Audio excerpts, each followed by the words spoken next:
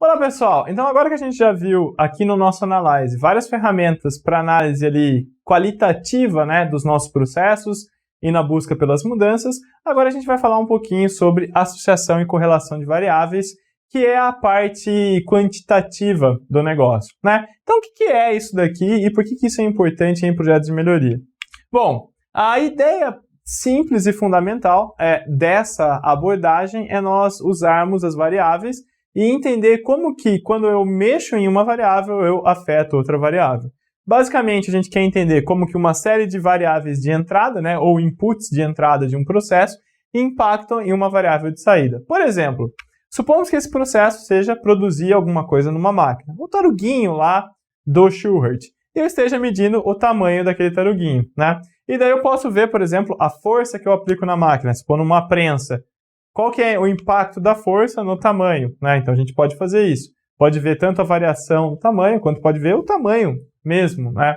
A gente pode também ver qual que é a influência da temperatura ali da prensa na saída, que são todos dados, que são todos fatores ali observáveis. Então, na prática, eu consigo, né, coletar esses dados e desenhar esses dados num banco de dados. Então, eu vou lá e coloco lá, nossa, vou fazer vários taruguinhos e observar. Cada linha é um taruguinho. Eu observo qual que era a força que eu tinha, né, que eu coloquei, e qual que foi o tamanho resultante do processamento ali naquela força, né? Então, a gente faz isso daí dessa maneira, certo? Então, a gente sabe. Então, é justamente isso que a gente coloca ali, né? Então, como que a gente faz isso, né? Eu vou ter que escolher uma das várias ferramentas de análise que a gente tem. E para eu saber qual ferramenta que eu vou analisar, eu tenho que basicamente saber a minha variável, por exemplo, o tamanho aqui, ela é uma variável y ou ela é uma variável x? Né? Só para a gente adequar a convenção aqui, toda vez que eu falar y, é a variável de resposta, a variável que eu quero controlar. E toda vez que eu falar x, é aquela variável que eu estou setando, né? Então, ó, y, variáveis de saída, cujo comportamento eu quero explicar e obter um modelo para entender. E variáveis x são variáveis de processo de entrada, candidatas a explicar o comportamento daquela minha variável resposta, né?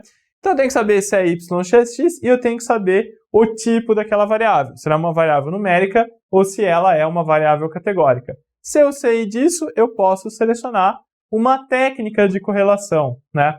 A gente tem aqui muitas técnicas de correlação, né? O Six Sigma, ele trabalha muito forte essas técnicas de correlação, mas a gente trabalha isso a partir do nível do Green Belt e depois muito ferrado lá já no nível do Black Belt, né? Mas basicamente, se eu tenho uma variável x numérica contra uma y numérica, eu vou, né? Então, por exemplo, assim, a força é numérica, então olha, força 100, aqui força 120, força 130, força 140, e daí eu estou medindo o tamanho. Então, esse daqui teve 10, esse daqui teve 12 de tamanho, esse daqui teve 13, esse daqui teve 14, né? Então, eu vou correlacionar os dois, e a ferramenta mais simples para fazer isso é o gráfico de dispersão, né? Então, o gráfico de dispersão, posso vir aqui, né? E eu simplesmente ploto. Olha, aqui é o tamanho e aqui é a força. Então, força quando ela é 100. Então, o tamanho ele é 10. Força quando ela é 120. Tamanho 12. E assim, eu tenho, né, um gráfico, né, que vai mostrar para mim, né, essa correlação entre a força e o tamanho. Nesse caso, conforme eu vou aumentando a força, eu vou aumentando também o tamanho ali do meu taruguinho. Tudo bem? E eu posso refinar essa análise, né, usando, por exemplo, uma análise de regressão linear, uma análise de regressão múltipla. Essa análise de regressão, ela vai sofisticar a nossa medida. Geralmente a gente usa isso quando eu tenho um banco de dados muito grande e eu tenho também variação aleatória dentro da minha variável de saída. Ou seja, né, eu fiz um taruguinho com força 100, deu 10. Eu fiz outro taruguinho com força 100, deu 11. Eu fiz outro com força 100, deu 9. Eu fiz 8 com força 100 e deu 9,8. Ou seja, eu não tenho exatamente o número, eu tenho uma variação aqui. A análise de regressão, ela consegue também ver, quantos por cento dessa variação que eu estou tendo aqui é responsável pela mudança de f, né? Ou seja, quanto de f eu estou mudando que vai impactar lá na variação. Ou até indo mais à frente, como a gente viu lá no case do AMI, que a gente deu lá de exemplo no começo do curso, o quanto que eu consigo explicar disso, né? O quanto que eu consigo prever, dada uma entrada, né, essa saída. Isso daqui é quando a gente tem numérico contra numérico. Quando eu tenho um x numérico contra um y categórico, por exemplo, será que a renda de uma pessoa, isso é uma variável numérica, interfere nela ter ou não ter um cartão de crédito? Ou dela comprar ou não comprar um cartão de crédito? Ou dela comprar ou não comprar o meu produto? Isso é uma variável y categórica. A saída é comprou ou não comprou? Ela é sim e não, né? Daí eu posso usar o histograma estratificado, onde, olha, as pessoas que compraram têm uma renda maior do que as que não compraram. A gente já viu lá o histograma e até vimos já exemplo dessa correlação. Ou eu posso sofisticar com uma regressão logística, né? A regressão logística, ela cria uma curva, né, que a gente chama de curva binária, onde eu tenho aqui a minha variável, que no caso vai ser a renda, e eu tenho os dois eventos. 0 é não ter um cartão de crédito e 1 é ter um cartão de crédito. Ela vai pegando, pessoas com renda até de R$1.000. Tem gente que teve, tem gente que não teve. Então ele vai ter lá o modelo, né? E ele coloca uma curva de probabilidade, né? Então aqui a gente coloca a linha de referência. Então olha, uma pessoa que ganha R$3.000, a probabilidade é de 70%, né? Então é isso que a regressão logística faz.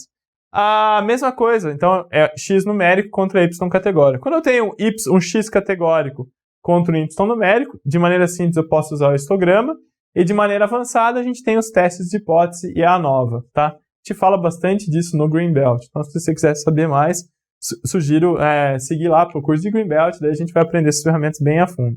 E um x categórico contra um y categórico, também a gente pode fazer testes de hipótese avançado ou simplesmente um Pareto estratificado, como a gente já viu, ou um gráfico de barras estratificado, como também a gente já viu. Tudo bem? Aqui nesse curso a gente vai dar um pouquinho de enfoque e mostrar como mesmo um simples gráfico de dispersão pode ajudar a gente a quantificar essas mudanças. Então, né, o gráfico de dispersão é aquilo lá que eu já falei, ele vai simplesmente correlacionar suas observações, né? Então, aqui nesse caso, eu tenho lá um banco de dados onde eu observei várias pessoas, medi a altura e medi o peso. E vi que, conforme a altura vai aumentando, o peso também tende a aumentar, né? Ele vai mostrar essa correlação, certo? Um gráfico de dispersão, ele pode dar um resultado onde eu vejo que não tem correlação, né? Então, olha, note, essas duas variáveis, uma que está aqui e a outra que está aqui, não tem correlação nenhuma. Então, note, ó, eu tenho uma pessoa que tem o x muito baixo e o y muito baixo. Eu tenho uma pessoa que tem o x muito baixo e o y muito alto. Assim como eu tenho gente que tem o x alto e o y baixo, e o x alto e o y alto, né? Então, eu não tenho ali um comportamento padrão. Eu posso ter também a correlação, e a gente vê duas coisas da correlação.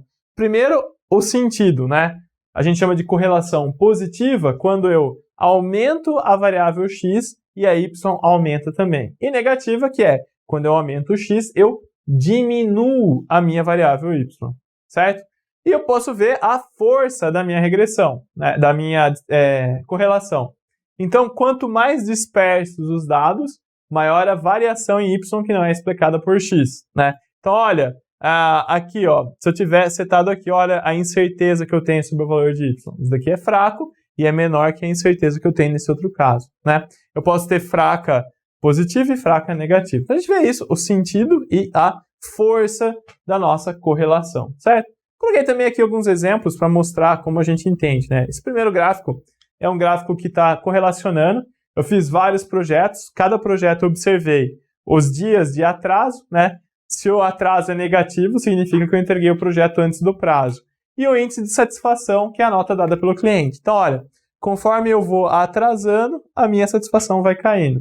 E tem também esse outro exemplo, que é de uma máquina. Então, conforme eu dou a pressão, a espessura da peça produzida muda. Eu posso até estratificar, note.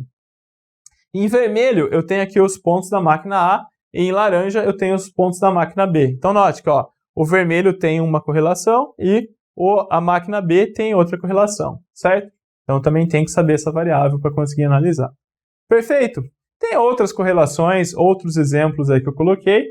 E eu também vou, na próxima aula, sentar com vocês e ensinar a tanto fazer o gráfico quanto mostrar aí o poder dessa técnica em projetos de melhoria. Tudo bem? Até a próxima!